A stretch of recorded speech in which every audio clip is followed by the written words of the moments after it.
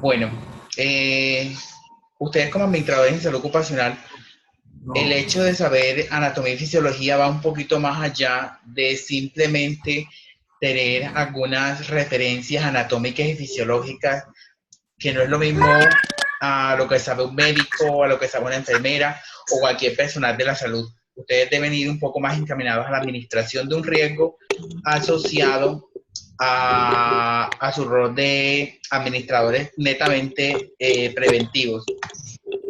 En ese orden de ideas les voy a compartir algunos conceptos generales de lo que es el proceso de salud de enfermedad y cómo está documentado. Y eso les va a permitir tener un conocimiento más amplio de sus actividades desde el rol de la prevención como administrador. Y dice así, la presentación está publicada en la unidad número 3. En la unidad número 3, ustedes van, mentira, en la unidad número 4, en lo que se llama proceso de salud de enfermedad, ustedes van a encontrar las definiciones y también está la misma presentación. Lo único que hice fue colocarle algunas otras cositas para que fuera un poco más llamativa en el día de hoy. Entonces, comenzamos diciendo, muchachos, que el proceso de salud de enfermedad es un proceso condicionado, donde existen varios determinantes que van a hacer que la persona pase de un estado que se llama sano a otro estado que se llama enfermo. A partir de esta definición, podemos decir que existen algunas etapas de la salud a la enfermedad. Cuando nosotros hablamos de etapas, salud-enfermedad, hablamos de un proceso que comienza con una etapa o un periodo y que luego, los auriculares, porfa. y que luego se va a ir convirtiendo en otra etapa si no hacemos acciones que permitan corregir ese proceso. Entonces decimos que la salud como definición tiene muchas variables. Nosotros podemos estar sanos físicamente, mentalmente, socialmente, cognitivamente. Entonces, la salud es un proceso dinámico, un proceso que tiene muchas fases y muchas etapas. Que el objetivo sumo de todas las personas es estar sanas y que ese estar sana se traduzca en sentirse bien consigo mismo, con el medio donde se encuentra, llámese medio laboral, medio familiar o medio social. Que la salud, muchachos, tiene diferentes fases. Hay salud en una amplia definición, incluye de lo más elemental, como los procesos fisiológicos que ustedes están tratando de conocer en la materia, como la respiración, la deglución, el intercambio gaseoso, la digestión, el pensamiento.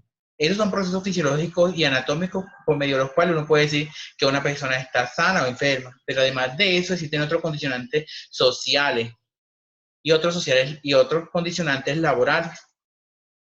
También decimos que si esto no es tan perfectamente como lo estamos viendo, sino que por el contrario aparecen algunas condicionantes, podemos decir que aparece algo que se llama enfermedad.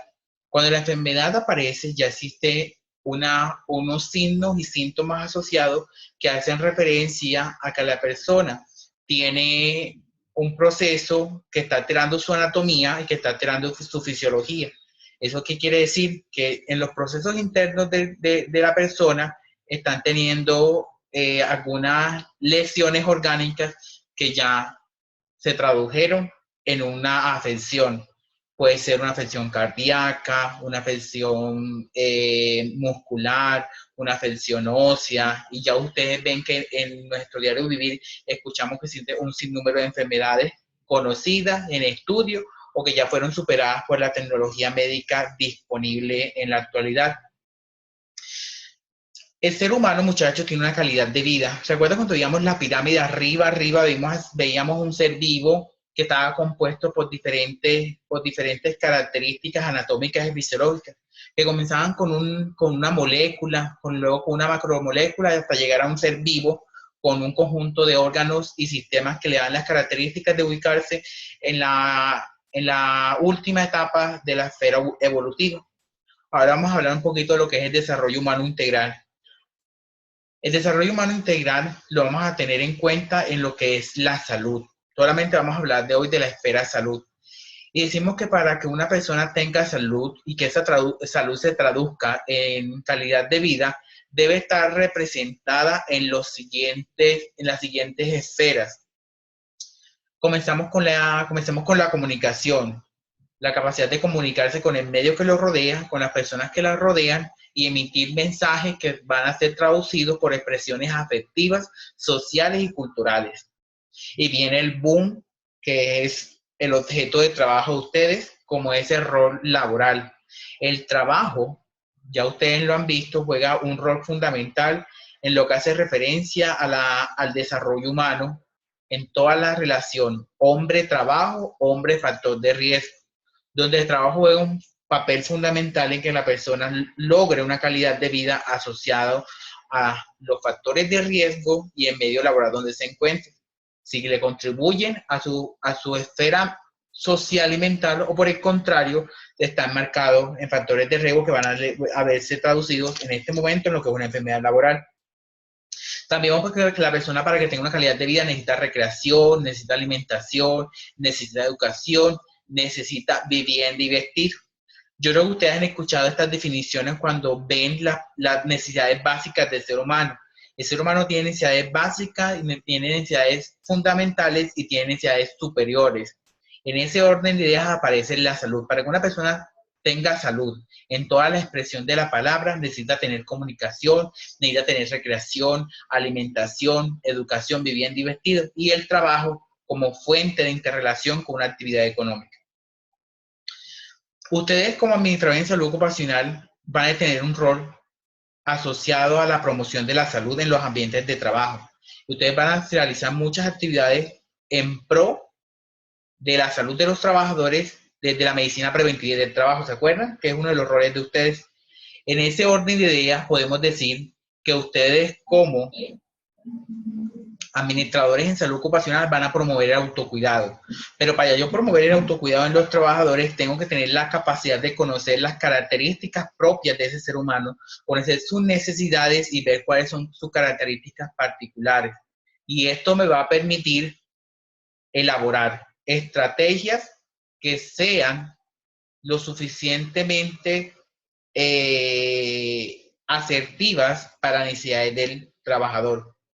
Ustedes también tienen que implementar acciones de promoción social integrativas a los ancianos, pero eso ya es un rol más asociado hacia la familia, no es elemento constitutivo en ustedes. Fortalecer el papel de las organizaciones autogestoras en la atención primaria, en la conformación de redes comunitarias, no es rol de ustedes. Colaborar en la implementación de programas de prevención primaria, secundaria y terciaria. Grábense eso, mis hijas, no se les olvide, anótenlo por ahí. Colaborar en la implementación de programas de prevención primaria, prevención secundaria y prevención terciaria. No se les olviden esas tres palabras: prevención primaria, prevención secundaria y prevención terciaria. A partir de esas definiciones, ustedes van a colaborar en el seguimiento de todos los trabajadores. Ahora vamos a ver algunas definiciones importantes. Y esas definiciones importantes son las siguientes. Ustedes mucho han escuchado de lo que es salud y enfermedad. Salud, enfermedad, salud, enfermedad. Y parece como una repetidera. Salud, enfermedad, salud, enfermedad. En este momento vamos a encontrar definiciones claves de lo que es salud y definiciones claves de lo que es enfermedad. La OMS dice que la salud y la enfermedad se definen de la siguiente forma.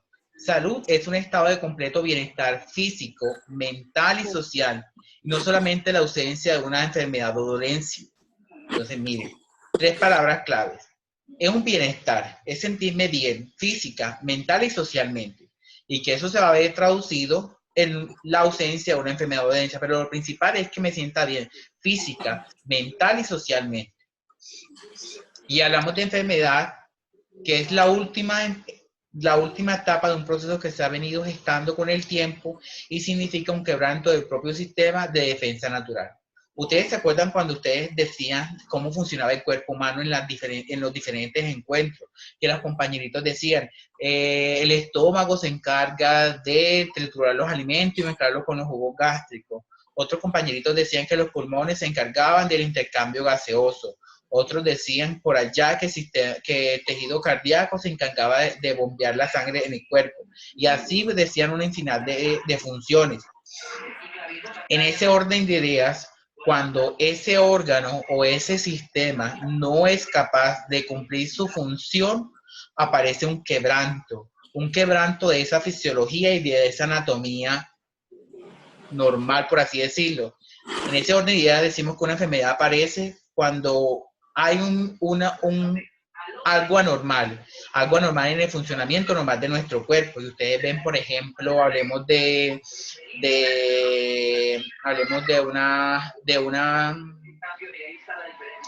hablemos, muchachos, de una neumoconiosis. El trabajador tiene una neumoconiosis. Cuando el paciente tiene una neumoconiosis, el trabajador tiene una neumoconiosis, hay un quebranto, hay una alteración en el funcionamiento de los pulmones. Y la neumoconiosis no aparece de hoy a mañana, ni de mes pasado a hoy. Es un proceso que se va gestando continuamente a partir de los factores de riesgo asociados en el trabajador. Hay algo que se llama historia natural de la enfermedad. Cuando hablamos de historia natural de la enfermedad, decimos que hace referencia a la evolución natural de cualquier proceso patológico, desde su inicio hasta su resolución, sin que intervenga la mano del hombre. Muchachos, la historia natural de la enfermedad es cómo la enfermedad transcurre a partir desde que se instaló en el cuerpo hasta que tiene unas manifestaciones en el funcionamiento del mismo. Por ejemplo, hablemos de un cáncer, hablemos que el trabajador tiene un cáncer hepático. Desarrolló un cáncer hepático por Y o por X razón. Entonces, si ese trabajador no se le hacen las atenciones asociadas a, no sé, a atenciones oncológicas o quimioterapia, radioterapia, esa enfermedad va a tener un transcurso que va a desencadenarse hasta la muerte. Por ejemplo, no es lo mismo una persona que tenga la capacidad de acceder a los servicios de salud a otra que no tenga la misma oportunidad. La historia natural de enfermedad es eso. Si yo no consulto y yo no voy al médico para iniciar un tratamiento, yo posiblemente voy a morir.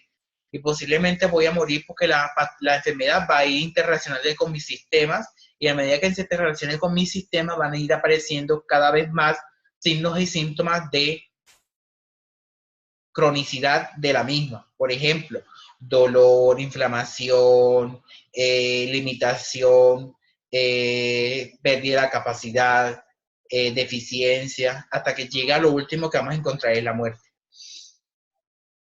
La enfermedad tiene dos características fundamentales.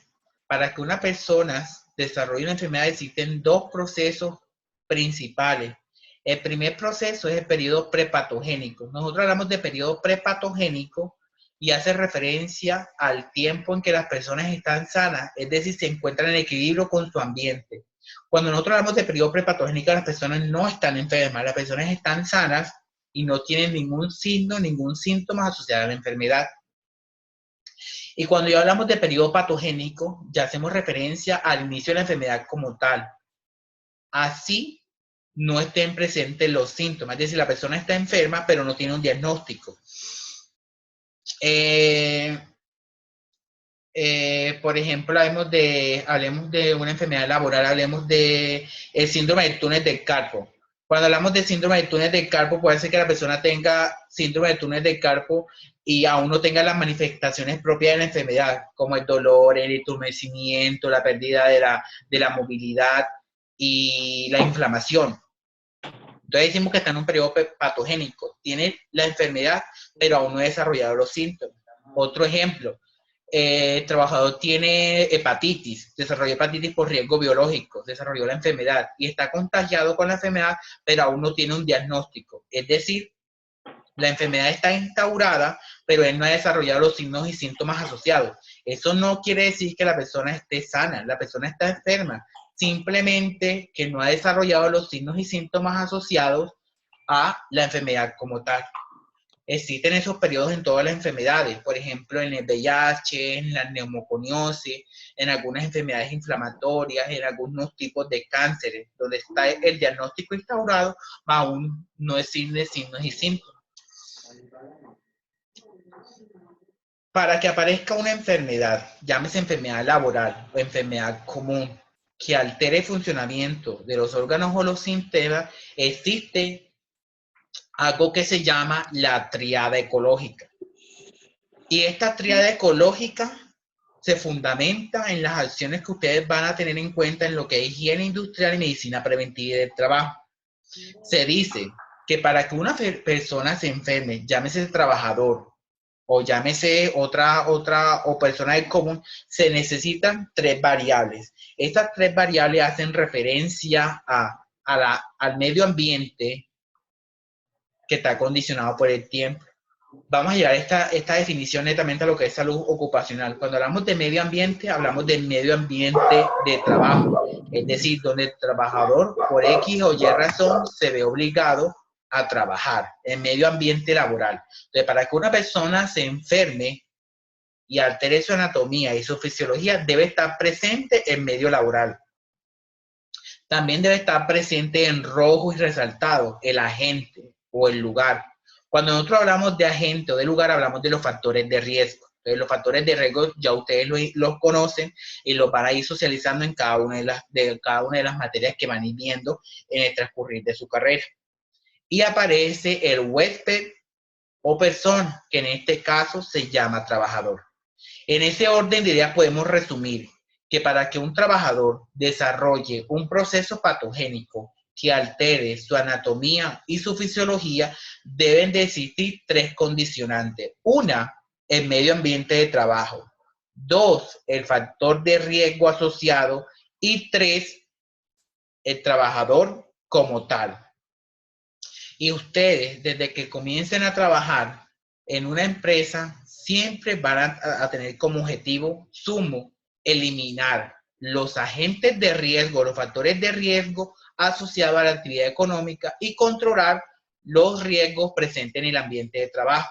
Y el trabajador lo van a fomentar a través del autocuidado. ¿Soy claro hasta ahí, muchachas? ¿Alguien tiene una pregunta? Mariana, ¿tienes preguntas? ¿No? No, profe, no. Estaba viendo que sí entendía. Ay, dale. Y mi otra compañerita. ¿Tienes preguntas? ¿No hay preguntas? Listo, siguiendo. Seguimos con las 3 definiciones. Agente, huésped y medio ambiente. Son nuestras 3 variables con las que vamos a jugar en pro de la salud o la enfermedad. Le vamos a decir, para que se presente la enfermedad es necesario que estén presentes todos los componentes de la triada ecológica. Es decir, para que un trabajador se enferme debe existir el agente de riesgo, debe existir el factor de riesgo, perdón, debe existir el ambiente laboral y debe existir el trabajador expuesto. Si falta uno de ellos, se puede dar la interacción, perdón, si falta uno de ellos, no se puede dar la interacción y no hay enfermedad. Por eso se dice que si yo, como administrador en salud ocupacional, elimino el riesgo, no va a aparecer la enfermedad laboral, porque estoy suprimiendo la variable que me va a dar origen a la enfermedad. Y por último dice, cuando entran en desequilibrio los 3 elementos de la triada ecológica, se inicia el proceso patológico en el huésped. Es decir, si yo en el ambiente laboral, el trabajador la anatomía no le va a cambiar de un día a otro. Es decir, él es un trabajador expuesto. Y si yo no controlo los agentes asociados a los factores de riesgo, y si yo no controlo el medio ambiente de trabajo, el trabajador, valga la redundancia, va a desarrollar una enfermedad laboral, llámese X o Y, o también puedes desarrollar un accidente de trabajo, solamente que las definiciones cambian. Las definiciones cambian en relación a que el accidente de trabajo es agudo y la enfermedad laboral es crónica. Vamos a conocer ahora el periodo patogénico. El periodo patogénico se divide en 2 etapas, una etapa subclínica y una etapa clínica. La etapa subclínica también se llama etapa de incubación. Entonces, vamos a comenzar con el periodo patogénico. Y ustedes piensen en cualquier enfermedad, desde la gripita que le dio cuando estaba chiquitico, o si alguna les dio una infección, o les dio cualquier enfermedad. Ahora piénsense cuando se enfermaron en algún momento de su vida. En estos momentos piensen cuando les dio, no sé, un resfriado, cuando les dio una neumonía, cualquier enfermedad que hayan tenido desde que nacieron hasta el momento. Ojalá se acuerden de cómo se dio ese proceso. Siempre que una persona se enferma, todo inicia con unos signos y síntomas inespecíficos, como fiebre, malestar en general, decaimiento, dolor articular, dolor muscular. Puede ser. Una persona que tenga fiebre puede tener hasta una infección, un resfriado, un tumor, un VIH, una meningitis, cualquier enfermedad. O sea, ahí no decimos de qué está enfermo. Siempre tiene una fiebre y eso es inespecífico. No nos da origen a ninguna aproximación diagnóstica en lo absoluto. Luego ya vienen unos síntomas específicos, donde las manifestaciones son propias de cada patología. Por ejemplo, el paciente tiene, digamos que tiene una neumoconiosis, o mentira, tiene una neumoconiosis, hombre, y le toman una imagen, le toman un rayo X, ¿cierto? ¿Saben lo que es un rayo X? Una imagen diagnóstica y le ven como si fuera una foto. Entonces, en la foto ven una cantidad de partículas, como si fuera una cantidad de puntos. Entonces, ¿qué dice el médico? Esto es propio de una neumoconiosis y le pregunta, señor, ¿usted qué trabaja? Y el señor dice, yo trabajo en una mina en Segovia o no sé en dónde. ¿Qué va a decir el médico? Existe relación causal entre estos síntomas específicos que dan origen a una neumoconiosis. Ah, no, doctor, yo tengo una inflamación, por ejemplo, le hacen un examen un examen de laboratorio, digamos, un hemograma, y tiene los eritrocitos bajitos, los glóbulos rojos los tiene bajitos. Ah, señor, usted tiene una anemia. Ah, no le va a decir, señor, usted tiene los glóbulos rojos y tiene un cáncer. No, o sea, le puede decir que tiene los glóbulos rojos bajos y que esos glóbulos rojos se traducen en una anemia. Que la anemia puede estar relacionada con una leucemia es diferente, pero el origen diagnóstico inicial es una anemia. Ah, señor, usted tiene una prueba de embarazo positiva y tiene un cáncer en el endometrio. No, señora, esa prueba de embarazo es asociada a un proceso de gestación y no es en un hombre, es en una mujer. Bien, entonces miren que son condicionantes. Entonces siempre tengan, que cuando ustedes tengan un trabajador y tengan síntomas específicos, hacen referencia a una enfermedad X. Por ejemplo, un trabajador que trabaje en construcción y diga, no, yo tengo un dolor en la espalda baja. En la espalda baja, no, señor, usted tiene una osteoporosis. No, hay que tener unos signos en específicos que comienzan como un dolor hasta llegar a unos síntomas propios. Por ejemplo, el entumecimiento en las manos cuando existe túnel del carpo, la debilidad muscular cuando hay daño nervioso. Y ya aparece la tercera palabra. La tercera palabra es la cronicidad. La cronicidad donde la patología se presenta con síntomas y síntomas crónicos. Por ejemplo, el paciente que tiene neumoconiosis y ya perdió capacidad pulmonar.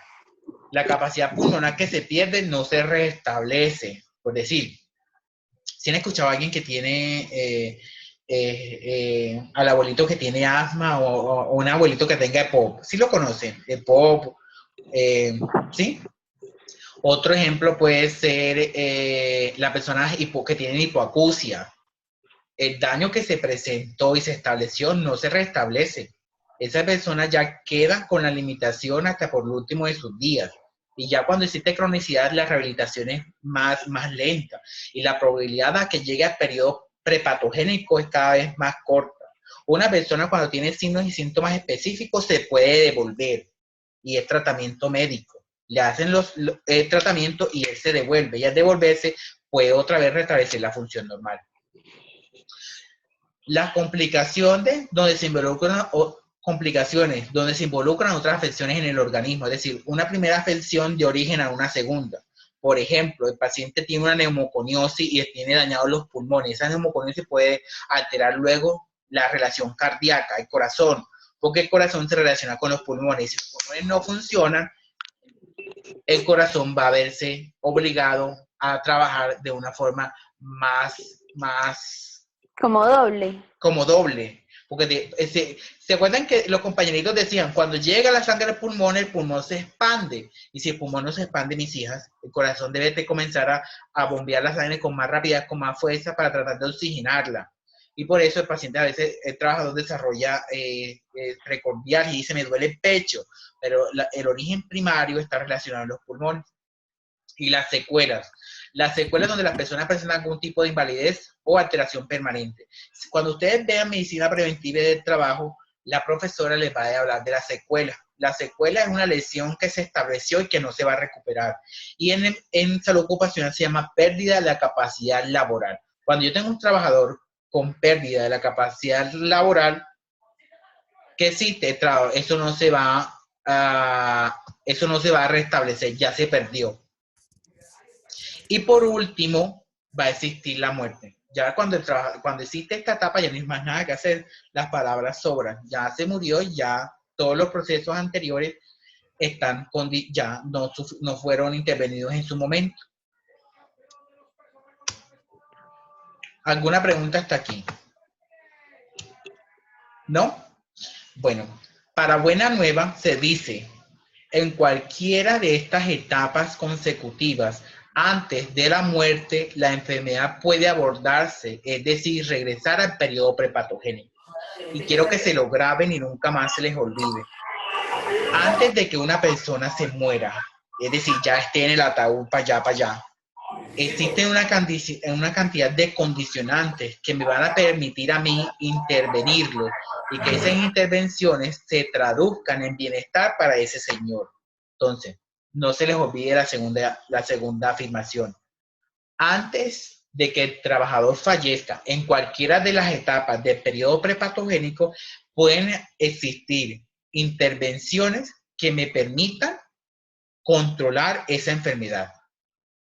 Y aparece una palabrita que ustedes la van a escuchar mucho en salud ocupacional y se llama medicina preventiva del trabajo. ¿Sí la han escuchado por ahí? Por allá, medicina preventiva del trabajo. Bueno, la medicina preventiva del trabajo no salió de salud ocupacional. Salud ocupacional se la copió de lo que es la salud pública. La medicina preventiva es la rama de la medicina que concentra sus esfuerzos en el mantenimiento y promoción de la salud de todas las personas. Entonces, toda la medicina preventiva va a llevar a promover salud a todas las personas en cualquier ámbito, llámese ámbito laboral, llámese ámbito social, llámese ámbito familiar, comunitario, religioso y en una cantidad de variables. Ustedes solamente van a tener una variable. La variable, ¿cómo se llama? Medicina preventiva asociado al trabajo. El objetivo de la medicina preventiva y del trabajo asociado hace referencia a prevenir las enfermedades laborales. Y va a ser un objetivo somos ustedes. Ustedes van a prevenir la ocurrencia de todas las enfermedades laborales. Y por último, la promoción de la salud. Y ustedes lo van a ver cuando ya estén metidos en salud ocupacional de lleno. Ustedes van a prevenir enfermedades y por otro lado van a promover el autocuidado. Pero lo que yo siempre les he dicho y les he hecho mucho énfasis, uno para ser un buen administrador en salud ocupacional debe conocer las características anatómicas y fisiológicas del trabajador. Si no van a comenzar a inventar una cantidad de cosas que no van a tener su fundamento asociado al funcionamiento del cuerpo humano. Bien. La medicina preventiva tiene 3 variables, como la cuarta cosa que se tienen que aprender de memoria. La medicina preventiva tiene prevención primaria, prevención secundaria y prevención terciaria. ¿Se les olvidó? ¿Se les olvidó? Prevención primaria, prevención secundaria y prevención terciaria. Prevención primaria, secundaria y terciaria. En ese orden de ideas decimos que listo. Decimos que, ven acá, ¿qué es esto?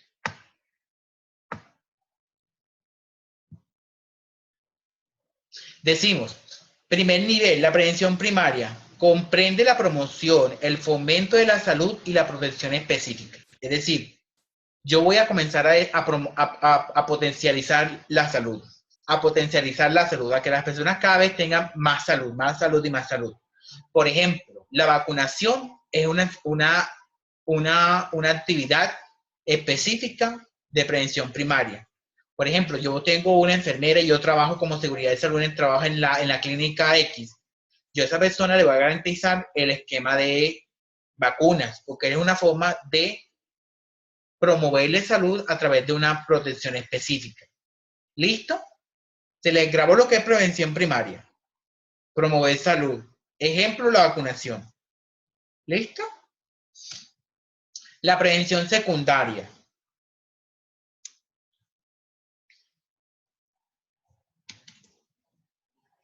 Esto se me ha quedado quieto.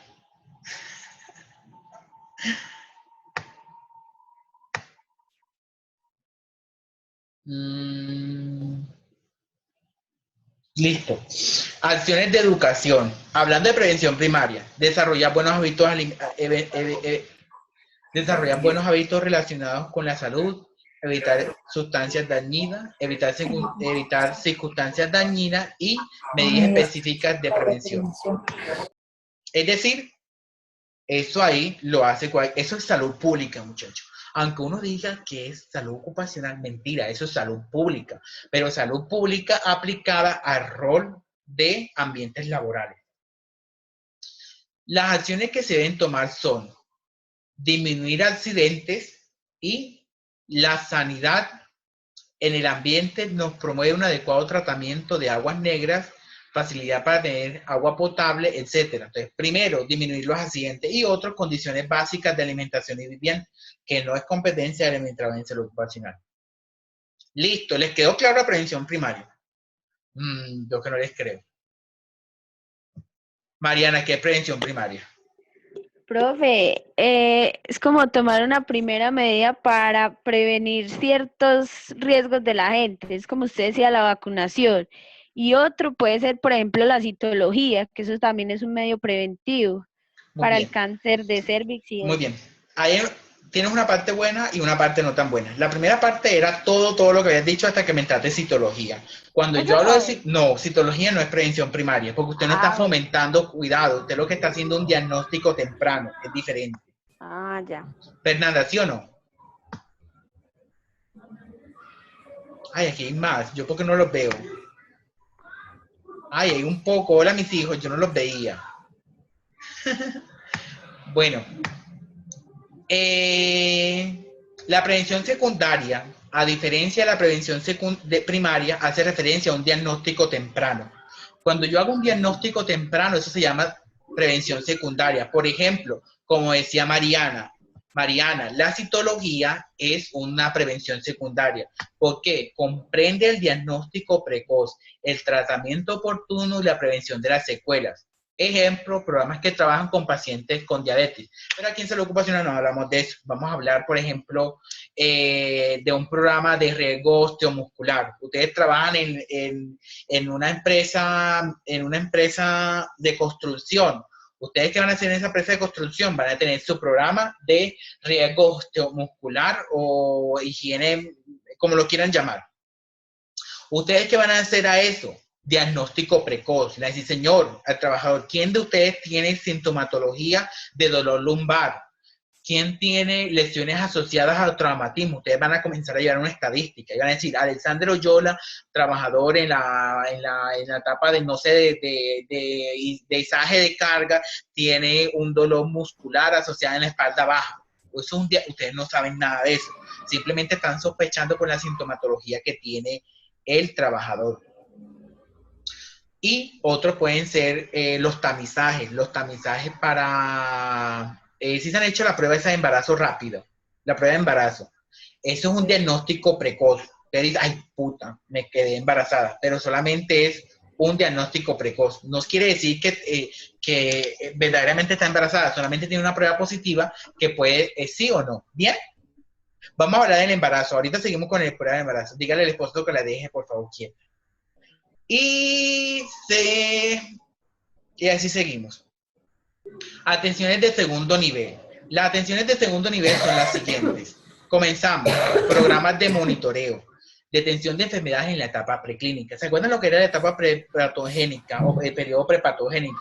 Ustedes van a hacer una cantidad de monitoreo y van a ir por la planta con unas listas de chequeo. Van a decir, ¿quién tiene? Por ejemplo, yo trabajo una estudiante hizo un estudio en Colanta y el estudio que ella hizo en Colanta hacía referencia a eso. Era un programa de monitoreo para tratar de identificar los trabajadores con signos y síntomas asociados ¿a qué? A trastornos osteomusculares. ¿Qué estoy haciendo yo? Muchachos, estoy tratando de controlar el riesgo a partir de la identificación. Ustedes no son ni médicos, ustedes no son ni enfermeras, ni mucho menos, pero sí son administradores de salud ocupacional. En ese orden de ideas, ustedes van a tener unas listas de chequeo que les van a permitir identificar trabajadores con síntomas específicos.